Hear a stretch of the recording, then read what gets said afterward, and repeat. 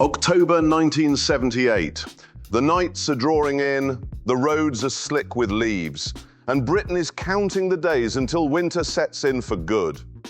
Fuel is steady, strikes are stirring again, and the high street looks tired after another restless year. In the wider world, Pope John Paul II has just been elected, promising renewal in uncertain times. NASA's Shuttle Enterprise now rests after its final test flights, a symbol of technology pausing before the next leap. And ABBA's Summer Night City still echoes through shop radios that proudly call cassette decks modern. Europe feels tense but ambitious, every country trying to define progress in its own way. On the forecourts, ambition has shape and steel. Engines are getting cleaner, cabins quieter, and luxury more measured. The age of excess is softening into something subtler: confidence without arrogance.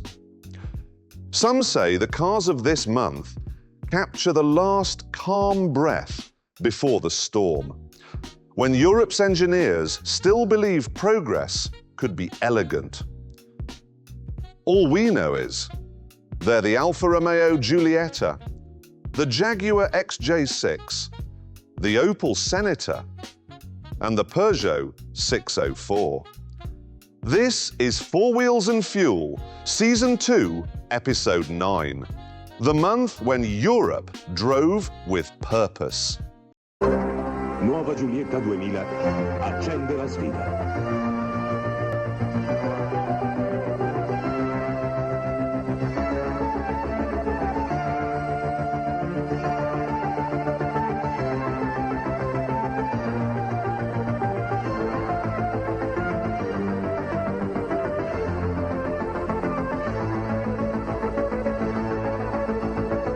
Nuova Giulietta ti aspetta al 2000. Alfa Romeo. Alfa Romeo Giulietta. When the new Alfa Romeo Giulietta appeared at the end of 1977, it didn't just replace the old Berliner. It replaced something in the way families thought about cars. Sleek, sharp, and full of intent, it was the kind of saloon your dad might have dreamed of, or the one your granddad actually bought when he fancied a bit of flair on a very British street. It sat low, with a nose that always looked impatient. The gearbox lived at the back for perfect balance, and the shape, that crisp wedge, seemed to belong more on an Italian hillside than outside a semi in Croydon. But that was the charm. It brought a little sunshine to a driveway otherwise filled with Allegros and Morris Marinas. Pop the bonnet, and there it was, the 1.6-litre twin-cam engine. All aluminium, all attitude. You could hear it before you saw it, a metallic hum that echoed through the garage door as your dad gave it a cautious blip. The smell of petrol mixed with polish, and the whole street knew when it was Sunday morning. It wasn't the fastest car in town, but it made every journey feel like an occasion. Inside, the Giulietta felt almost theatrical. Deep velour seats that seemed to hold the shape of whoever last drove it, dials glowing softly in the dark, and that faint rattle of the choke cable that every owner pretended not to hear. The steering wheel was slim and serious, the pedals perfectly offset. And if you were a kid in the back seat, you probably remember the smell of warm fabric and petrol as the car idled outside the shop. On the road, it had that unmistakable Alfa rhythm, light, alive, and just a little unpredictable. The steering talked to you, the suspension leaned into corners, and when it misbehaved, Grandad would mutter something unrepeatable before forgiving it a mile later. Because that was part of the dance. You didn't drive a Giulietta, you had a relationship with it. And that's what made it special. It wasn't just a car for the commute, it was a car for memories. For family trips, weekend tinkering, and the quiet pride of owning something beautiful. Decades later, you can still smell the varnish on the dashboard and hear that engine clearing its throat at the end of the street.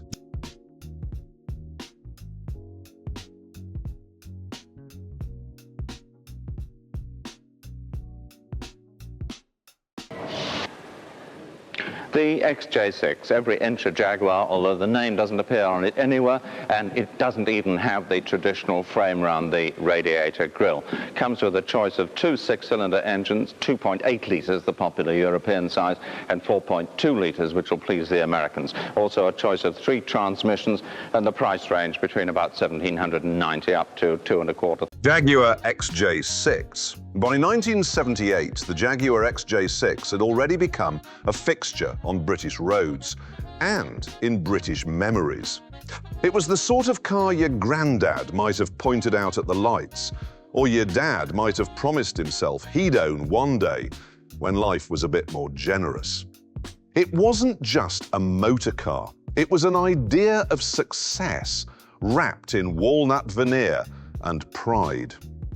The Series 2 refined the look that had first appeared in 1968, a smaller grille and a higher-placed bumper to satisfy US safety laws. Yet it still looked regal, even when parked outside a tired semi. Long bonnet, short boot, perfect proportions, the shape of ambition, British style. Lift the bonnet and you'd find the straight six, or, for those who really meant it, the V12. Most had the 4.2-litre XK engine, smooth as a single malt, and just as likely to leak. Around 170 brake horsepower, delivered with that unhurried confidence that made your dad say, "It's not about speed, son, it's about effortlessness." And he was right. You didn't floor an XJ, you guided it. Inside, it was like stepping into an old club your granddad never quite gave up. Polished walnut running across the dash, leather, soft enough to make you forgive everything else, and the faint smell of petrol mingling with pipe smoke and aftershave. The switches clicked with a reassuring weight. The gauges sat deep in their chrome bezels, and somewhere in the background, the clock was always running a little slow. On the road, the XJ glided more than it drove. The steering was light, the suspension floated, and the car seemed to level itself like a gentleman straightening his tie. From the back seat, Mum might have said it smelt a bit oily, but nobody cared. Because when a Jaguar was running right, the whole family went quiet to enjoy it. The Jaguar XJ wasn't perfect, but it didn't need to be. It was graceful, flawed, and unmistakably British, like the people who loved it. And for many families, it wasn't just transport, it was the sound of home. And for your dad, the day he finally brought one home, he didn't need to say much, just, "I've got a Jag!"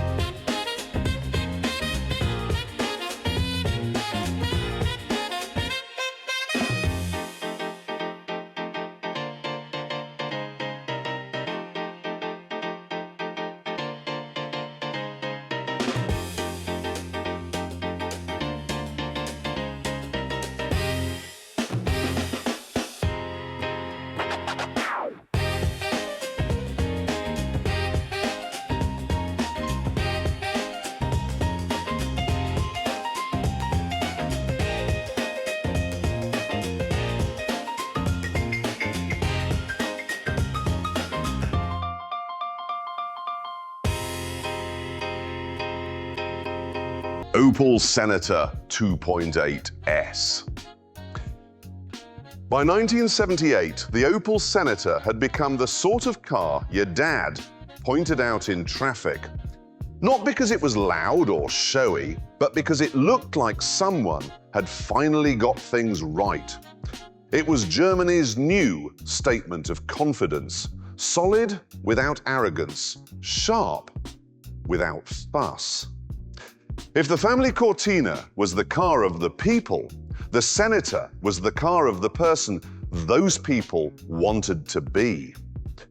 It made its debut that spring at the Geneva Motor Show, long, serious, and completely sure of itself.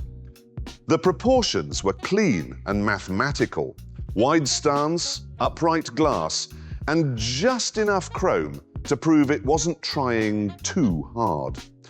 Even parked outside an accountant's office, it looked executive. Open the bonnet and the 2.8-litre straight six sat neatly in its bay, humming away like it had already done the job. Around 140 brake horsepower, fed through either a 4-speed manual or a smooth automatic. It didn't shout or strain. It simply gathered speed until the road gave up. Grandad would have called that proper engineering. Nothing wasted, nothing exaggerated. Inside, the Senator felt almost futuristic for its time. Deep cushioned seats, precise switchgear, and instruments that glowed with quiet confidence. It was German comfort without the coldness, the sort of car where Mum would approve of the upholstery and Dad would nod approvingly at the door shut. Every detail whispered restraint. On the motorway, it was in its element.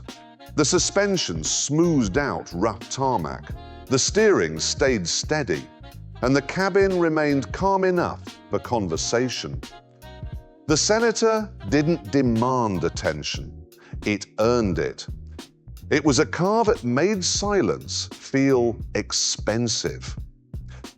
For many families, it was the unreachable next step. The car you saw in brochures at the dealership, while Dad settled for the record instead. But even from a distance, the Senator had presence. It represented a new kind of German ambition, measured, practical, and quietly proud. Looking back, it summed up a decade learning to control itself. A time when luxury was becoming sensible and style no longer needed to shout. The Senator didn't just move people, it moved expectations.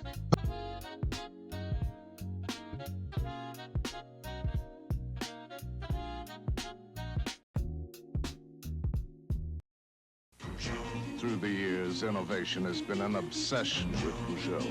Peugeot invented the world's first station wagon in 1895, the compact car in 1911, and produced their first diesel engine in 1928, years ahead of its time.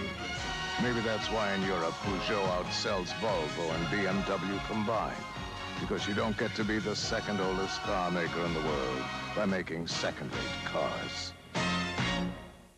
Peugeot 604 SL. By 1978, the Peugeot 604 had become the car that quietly impressed your dad, even if he'd never admit it. It wasn't the sort of saloon that was looking for attention.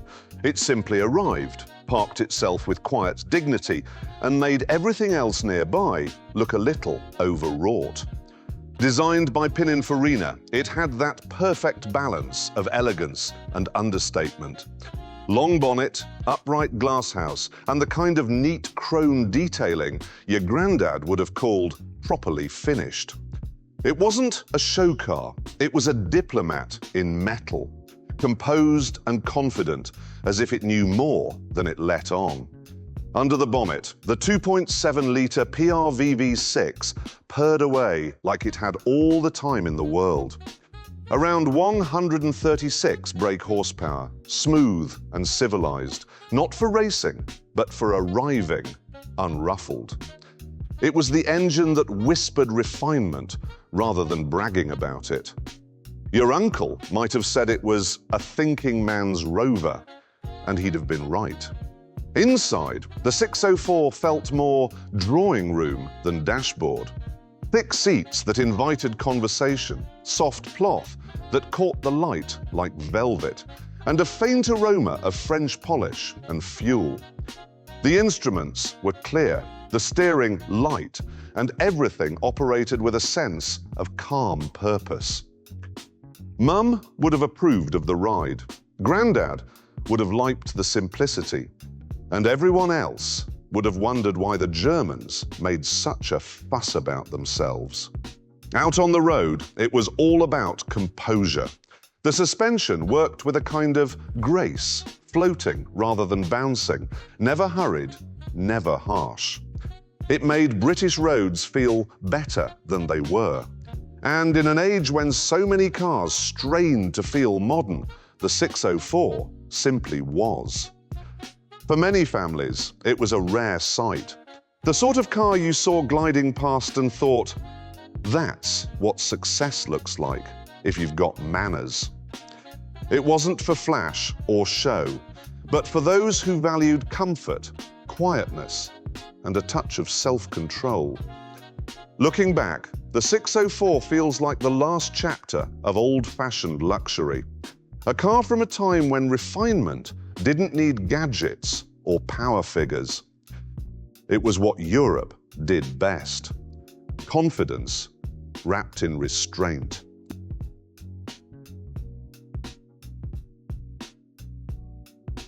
October 1978 drew a line between eras. Europe was still divided, but its ambitions were starting to overlap. The Alfa Romeo Giulietta proved that precision could have passion. The Jaguar XJ showed that grace could survive the storm. The Opel Senator brought discipline to the middle ground, and the Peugeot 604 reminded everyone that comfort could still have authority. Did your family ever have one like it? Or remember seeing one parked just down the street? Tell us your memories below and keep those stories on the road. But the calm wouldn't last. Next time, the roads split in two, west against east. From Munich and Paris come refinement and reason. From Lada Boleslav and Togliatti, grit and endurance fight back. 4 nations, 2 worlds, 1 question. Who really moved Europe forward? We'll see you there.